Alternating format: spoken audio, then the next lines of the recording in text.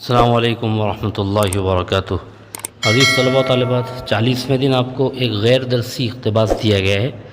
اس کو آپ کو پڑھنا ہے، اچھی طرح سمجھنا ہے اور پھر سرگرمیاں حل کرنی ہے۔ یہ دراصل ڈاکٹر محمد اقبال سے متعلق یہ اقتباس ہے۔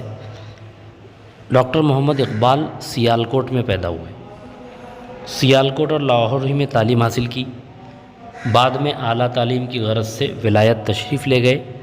لندن میں بیرسٹری کا امتحان دیا اور کیمبرج یونیورسٹی سے فلسفے میں ڈگری حاصل کی۔ یورپ کا یہ سفر اقبال کی زندگی کا بیرون ہند پہلا اور طویل ترین سفر تھا۔ اس کے بعد انہوں نے متعدد سفر افغانستان، اسپین اور دیگر ممالک کے کیے۔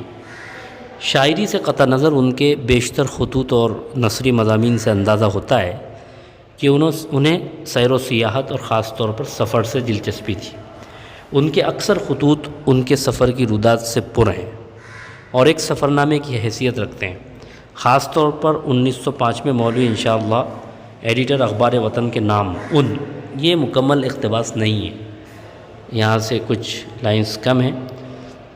اب دیکھتے ہیں کہ سرگرمیاں کیا دی گئی ہیں۔ ڈاکٹر اقبال کی پیدائش کا مقام کون سا ہے؟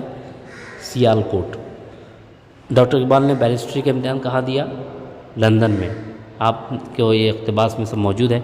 یورپ کا یہ سفر ہندوستان سے باہر ڈاکٹر محمد اقبال کا پہلا سفر تھا۔ ڈاکٹر محمد اقبال کو سفر سے بڑی دلچسپی تھی۔ اخبار وطن کے ایڈیٹر انشاءاللہ خان تھے، انشاءاللہ۔ اس کے بعد آپ کو مترادف الفاظ کے بارے میں بتایا گیا ہے۔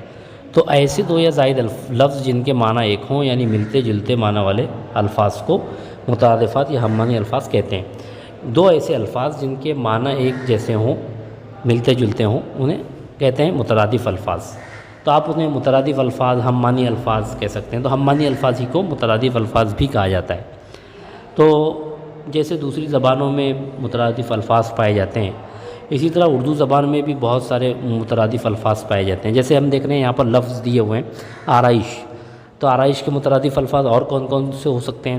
تزئین ہے، سجاوٹ ہے، زینت ہے، زیبائش ہے، یہ سب اس کے مترادف الفاظ ہیں، ہم معنی الفاظ۔ اسی طرح بادل کو اگر ہم دیکھیں تو بادل کو ابر بھی کہا جاتا ہے، سحاب بھی کہا جاتا ہے، گھٹا بھی کہتے ہیں۔ اسی طرح چاند کو ماہ، ہلال، قمر، ماہتاب، اور سورج کو کے لیے کے مترادف الفاظ سورج، خورشید، مہر، شمس، اور دشت کے لیے صحرا، بیاباں، ویرانہ، جنگل، یہ سب کہا جاتا ہے۔ اب یہاں آپ کو دوسری سرگرمی دی گئی، آپ کو حرف بدل کر لفظ بنائیے۔ مثلا ناک سے کان، تو ناک سے کیا کیا گیا؟ اس کو الٹ دیا گیا، نون الف کاف کو کاف الف نون بنا دیا گیا، یعنی الٹی طرف سے لکھا گیا اس کو، تو ناک سے بن گیا کان۔ اسی طرح بنائیں آپ، رات سے بنے گا تار، شرح سے بنے گا عرش، روز سے بنے گا زور، مور سے بنے گا روم، اور فرش سے بنے گا شرف، اس طرح سے۔ اب آپ کو لغت کی مدد سے یہ جو الفاظ ہیں ان کے مترادف الفاظ تلاش کرنا ہے۔ جیسے شجر، تو شجر کا کیا آئے گا؟ درخت۔ اسی طرح سے سنگ، سنگ کا پتھر، حجر۔ رہبر کا رہنما، لیڈر۔ جادو کا طلسم، سحر۔ پھول کا گل، اس طرح سے۔ اب علامہ اقبال کی شاعری کی خصوصیات سے متعلق اپنے خیالات کا اظہار کیجیے۔ اس کے لیے آپ کیا کریں گے کہ علامہ اقبال کی شاعری کی خصوصیات یہ ٹائپ کریں گے گوگل پر، وہاں سے آپ ان کی خصوصیات پڑھیں گے، اور پڑھنے کے بعد آپ اس پر اپنی رائے لکھیں گے کہ آپ کو یہ خصوصیات کیسی لگیں، اور آپ اس کا جائزہ لیں گے، اپنی رائے لکھیں گے۔